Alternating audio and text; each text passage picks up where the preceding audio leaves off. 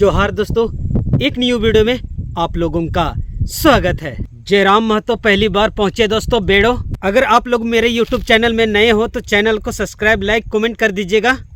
लीजिए उनका भाषण को सुनिए। तो पेशा कानून की आवश्यकता है, उसे बल दिया जाएगा।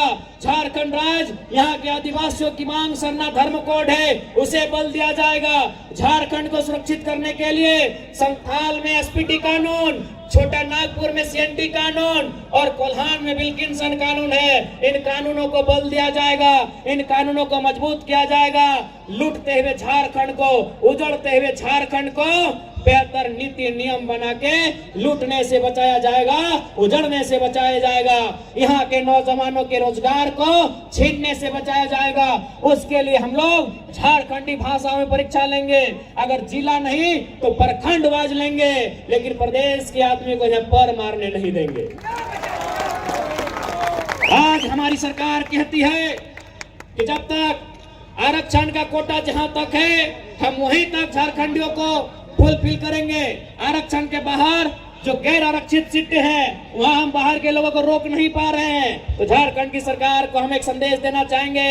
अरे भारत के संविधान में लिखा है, भारतीय संविधान हमारा मौलिक अधिकार 12 से 35 होता है, वहाँ 6 हमारे मौलिक अधिकार होते हैं। उस मौलिक अधिकार की जो धाराएं हैं, अनुच्छेद है 15 और 16 में लिखा है, क्या लिखा है कि आप धर्म के आधार पे भेदभाव नहीं करेंगे, आप जाति के आधार पे भेदभाव नहीं करेंगे, आप क्षेत्र के आधार पे भेदभाव नहीं करेंगे, आप जन्म स्थान के आधार पे भेदभाव नहीं करेंगे, आप लिंग के आधार पे भेदभाव नहीं करेंगे।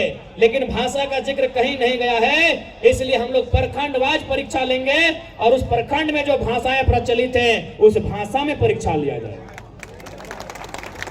जैसे ये बेड़ो प्रखंड है, बेड़ो प्रखंड में यहाँ के लोग सादरी बोलते हैं। आदिवासियों में उरांव समुदाय की आबादी है, वो कुड़ुक भाषा बोलते हैं। इसके अलावे जो इस क्षेत्र की भाषा है, रांची जाएंगे तो रांची में कुछ संथाली, कुछ मुंडारी, कुछ कुड़ुक, कुछ नागपुरी, कुछ कुड़माली, जो भाषाएं उस क्षेत्र की हैं उस भाषा में परीक्षा लेंगे। क्योंकि इससे क्या होगा कि जो प्रदेश के युवा हमारी नौकरियों में हकमारी कर रहे हैं, उन्हें एक बैरियर लग जाएगा। कैसे? जैसे मैं बार बार उदाहरण देता हूँ, मेरा घर है धनबाद जिला, प्रखंड है तुपचाची। वहाँ एक कहावत कही जाती है, जैसे अगर हिंदी में कहावत आया कि आग बबूला होना, इसका मतलब क्या होता है? मान के चलिए परीक्षा में एक सवाल पूछा कि आग बबूला इसका मतलब क्या होता है? टेढ़ा खीर इसका मतलब क्या होता है? कमर कसना इसका मतलब क्या होता है? तो इसका मतलब झारखंड के भी स्टूडेंट जानते हैं, बिहार के भी स्टूडेंट जानते हैं, यूपी, एमपी और हरियाणा के भी स्टूडेंट जानते हैं। लेकिन यदि मेरे क्षेत्र की भाषा में परीक्षा होगा, जैसे हमारे उधर गांव में एक कहावत कहा जाता है कि हाथ से छुटल माछ और बांधे गड़ल कांच, घुर घुर न पवाए, तो झारखंड के बाहर कोई समझ नहीं पाएगा।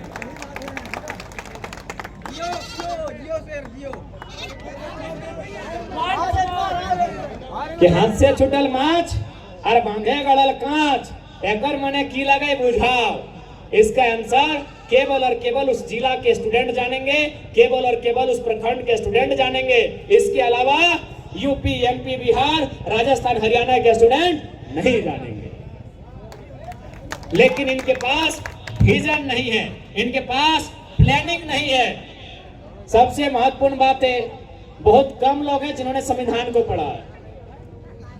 हाँ, 81 विधायक में 2-4 हैं जो पढ़े हैं, लेकिन बहुत कम, 90% लोग उनको मालूम ही नहीं आर्टिकल 15 और आर्टिकल 16 होता क्या। उसमें आपके पास गूगल है, आप साफ साफ पढ़ लीजिए। आप वहां भाषा का कहीं जिक्र नहीं किया गया है। यानी आप भाषा के आधार पर परीक्षा लीजिए। जब वह बेड़ो प्रखंड में आएंगे, हम सादरी में, कुड़ुक में परीक्षा लेंगे।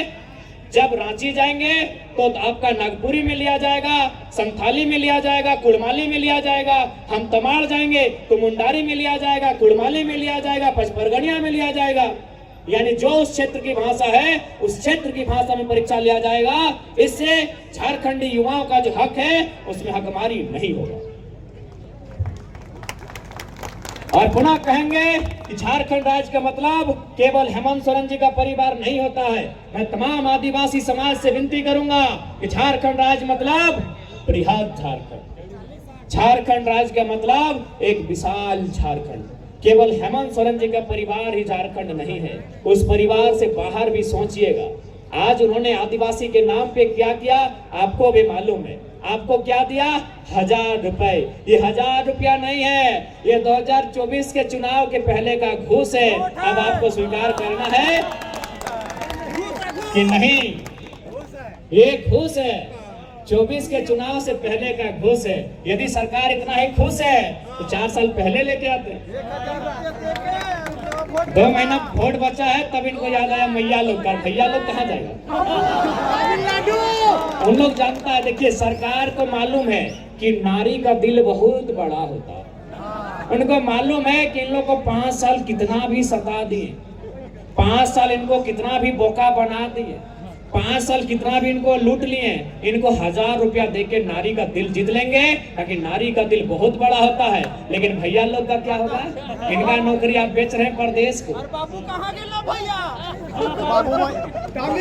इसलिए आज आपको कहना चाहेंगे, यदि हम लोग सरकार में आते हैं तो सम्मान मैया का भी होगा, सम्मान भैया का भी होगा, दोनों का सम्मान होगा। 60-40 तो चलवे ना कर तो, बिल्कुल ना चल तो। और साथ ही साथ कहना चाहेंगे, आज CGL JSSC की परीक्षा में जो धांधली गड़बड़ी का मामला प्रकाश में आया है, हम लोग छात्रों के समर्थन में हैं और झारखंड लोकतांत्रिक क्रांतिकारी मोर्चा तमाम मीडिया बंधुओं के माध्यम से सरकार को ये संदेश देती है कि आप त्वरित कार्रवाई करें और जो लोग दोषी हैं उन्हें जेल की काल कोठरी में भरने का काम करें। नहीं तो फिर 2024 में यही स्टूडेंट आपसे हिसाब लेंगे।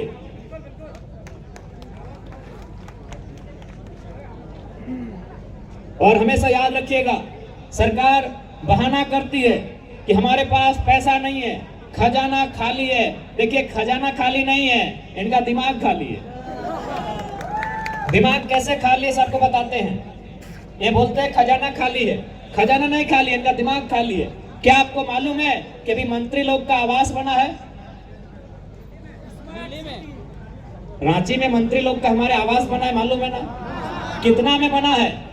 67 करोड़, 67 करोड़। अभी शायद 12 मंत्री हो गए, पहले 11 थे, यानी 11 सही लेते हैं। 67 भागा 11, 11 छक 66, यानी एक मंत्री का आवास कितना में बना है? 6 करोड़ में। एक मंत्री का आवास 6 करोड़ में। अच्छा बड़ा बताइए तो प्रधानमंत्री आवास कितना में बनता है? हमारे उधर 1,25,000 में, यानी एक मंत्री का आवास 6 करोड़, यानी 6 और 7 को 0, करोड़ में होता है 7 को 0, भागा देंगे 1,25,000 से, 0 काटेंगे 5 से करेंगे, रिजल्ट आता है 480। यानी एक मंत्री 480 को परिवार का आवास अकेले हड़प के बैठा है और बोलता है खजाना खाली है। बोलता है कि खजाना खाली है। इसलिए हम लोग अगर सरकार में आएंगे तो जितना भी इनको फैसिलिटी मिलता है सारा बंद हो जाएगा। जैसे अभी यहाँ देखिए, अभी यहाँ क्या हो रहा है, जैसे मान के चलिए नेहा मैडम तो बन गई विधायक, इनको महीना 3 लाख मिल रहा है। कितना मिल रहा है? 3 लाख। और इनके बाबूजी हैं पूर्व विधायक, उनको भी पेंशन 1 लाख मिल रहा है। तो हम लोग सबसे पहले पेंशन को बंद करेंगे, पेंशन बंद करेंगे, क्योंकि एक को विधानसभा में 150 को पूर्व विधायक भी है, तो 150 लाख बर्बाद हो रहा है। एगो को 1 लाख, 150 को 150 लाख, यानी 150 लाख रुपया बर्बाद हो रहा है कि नहीं? इसलिए हम लोग पेंशन की व्यवस्था को बंद करेंगे। अब आप कहेंगे कि ये कैसे होगा? आप पढ़िएगा भारत के संविधान शेड्यूल 7 को पढ़िएगा, उसमें राज्य सूची है, राज्य सूची में सेक्शन 38 से लेकर 42 तक पढ़िएगा, वहीं कहीं पे लिखा है कि पेंशन भत्ता। अगर मेरी वीडियो अच्छी लगे तो चैनल को सब्सक्राइब कर दीजिएगा और बेल बटन ऑल पर दबा दीजिएगा ताकि आने वाली लेटेस्ट वीडियो आप लोगों तक पहुंच सके। जोहार।